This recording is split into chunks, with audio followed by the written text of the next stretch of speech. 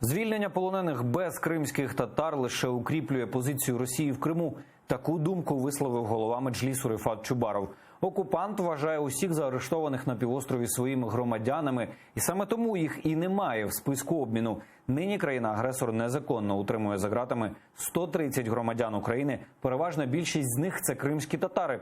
З початку окупації Криму росіяни постійно проводять незаконні обшуки та влаштовують несправедливі судилища. Росія своїми підходами до обміну ув'язнених, вона укріплює свої позиції. Росія не допускає обговорення питань щодо звільнення політв'язнів кримськотатарських, українських, які незаконно були позбавлені свободи на території тимчасово окупованого Криму.